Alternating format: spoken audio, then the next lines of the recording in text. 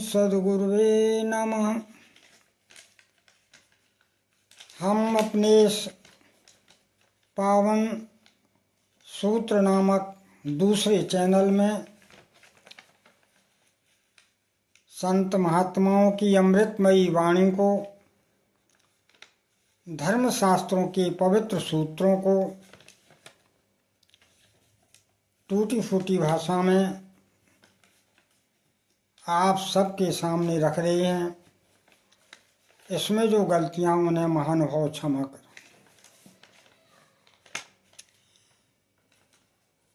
प्रश्न आता है,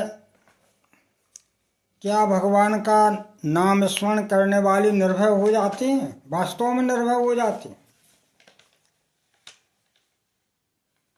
तो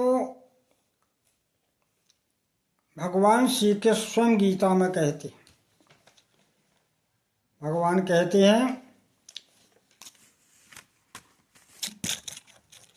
सततं कीर्तयन्तो माम्, सततं कीर्तयन्तो माम् इतन्तश्च दृढव्रता नमस्तस्यश्च मां भक्त्या नित्ययुक्ता उपासते।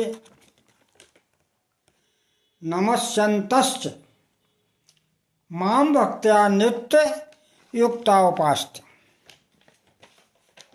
अर्थात जो दृढ़ निश्चय पूर्वक मेरे नाम और गुणों का कीर्तन करता रहता है, जो सतत मेरे नाम का स्मरण करता रहता है, जो सदा मुझे प्रणाम करता रहता है और ध्यान में मेरी उपासना करता है, भगवान कहते हैं कि मैं उसको निर्भय कर देता हूँ। वो निर्भय हो जाता है क्योंकि भगवान उसके फिर रक्षक बन जाते हैं। स्वयं श्री मुख की वाणी।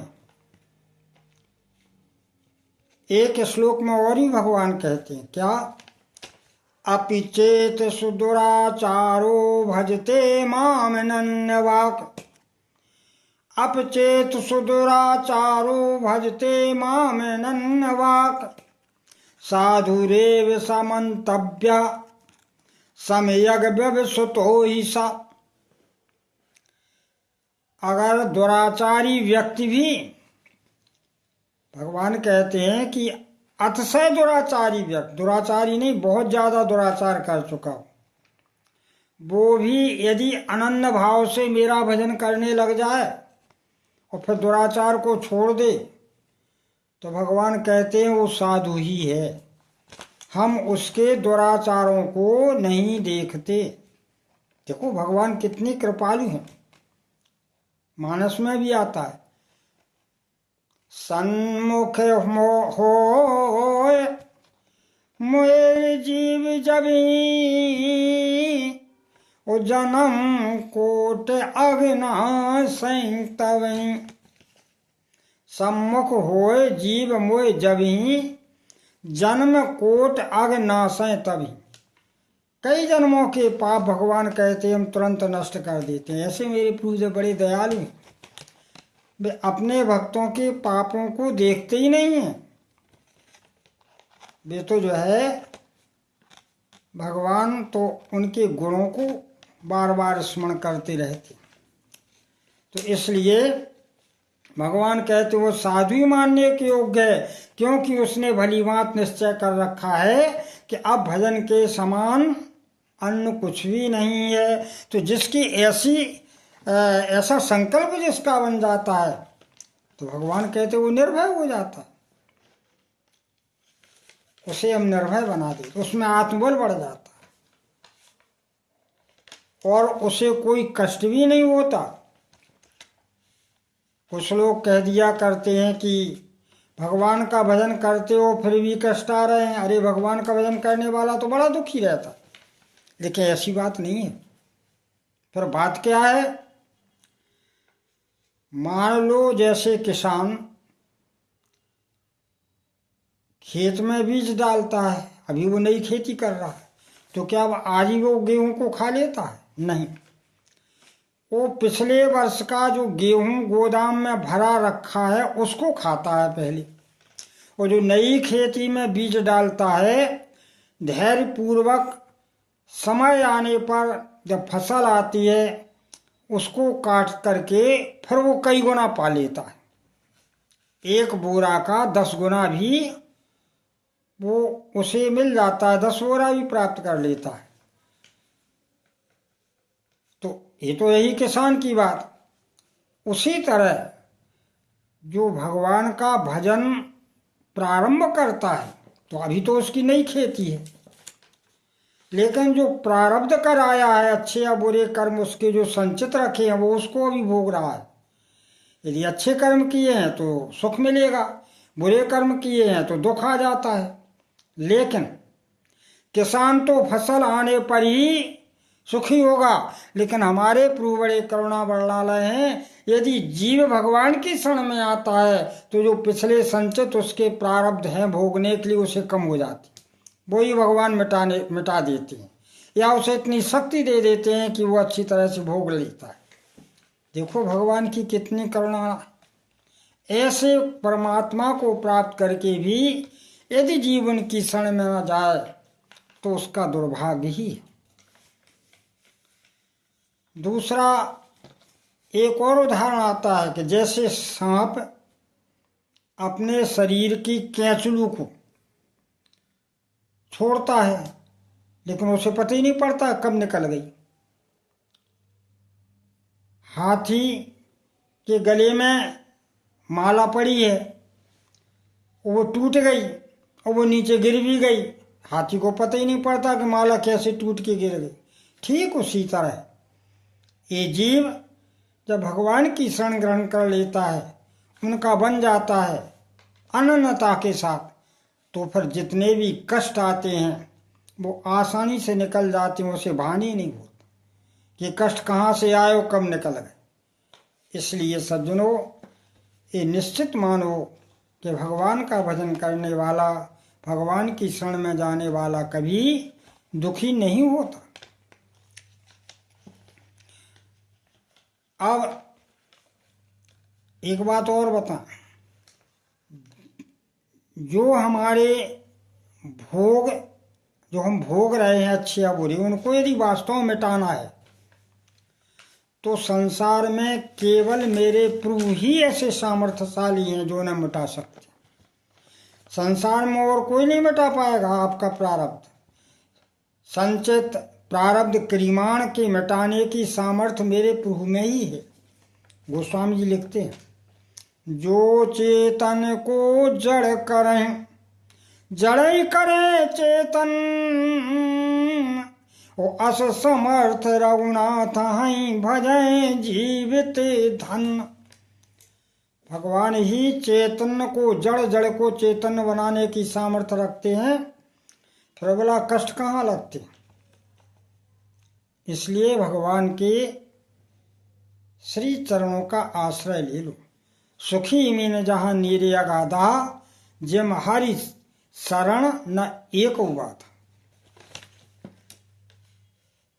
कुछ लोग एक और विचित्र बात कर देते हैं, वो कहते हैं अरे भाई शक्कर शक्कर खाने से क्या मुँह मीठा हो जाता है। उसी तरह राम राम राम कहने से क्या जीव निर्भय हो जाता है, क्या कल्याण हो जाता है, क्या कष्टों से मुक्ति पा जाता है। ऐसा नहीं। वो कहते हैं ऐसा नहीं हो सकता। क्यों नहीं हो सकता भाई? उदाहरण सटीक नहीं है, क्योंकि शक्कर जड़ है। शक्कर शक्कर कहने से मुँह मीठा हो या ना हो, ये जड़ है, क्योंकि वो कुछ कर ही नहीं सकती। लेकिन हमारे प्रभु चेतन है, भगवान शाश्वत हैं, भगवान अनन्य हैं, भगवान सर्वव्यापी हैं, भगवान सर्व सामर्थ्य शक्तिशाली हैं, तो वो क्या नहीं कर सकते। अरे भाई चेतन आदमी तो सब कुछ कर सकता है। तो इस तरह ये उदाहरण कुछ लोग दे देते हैं, वस्तुतः ऐसा ही नहीं है। भगवत नाम कहने से या भगवान की शरण में जाने से तो जीव को सब कुछ प्राप्त हो जाता और ये संसार जो सागर है वो गोखर बन जाता है।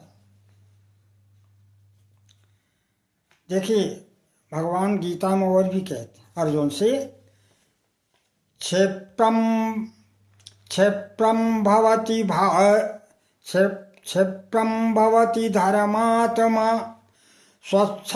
स्वच्छान्ति निगच्छति। क्षिप्रम भवति धर्मात्मा स्वच्छान्ति निगच्छति। कौन्ते प्रतिजानी न मे भक्ता प्रणश्यति। हे अर्जुन, जो व्यक्ति मेरा भजन करने लगता है अनन्यता से वो धर्मात्मा हो जाता और सदा शांति को प्राप्त होता है। नहीं तो लोग शांति नहीं पाते हैं। बड़े बड़े धनवान लोगों के पास धन है, सोफों पर लेटे हुए हैं, सैयों पर नींद नहीं आ रही है, नींद की गोली खाना पड़ती, 56 प्रकार के व्यंजन रखे हैं लेकिन भूख नहीं है।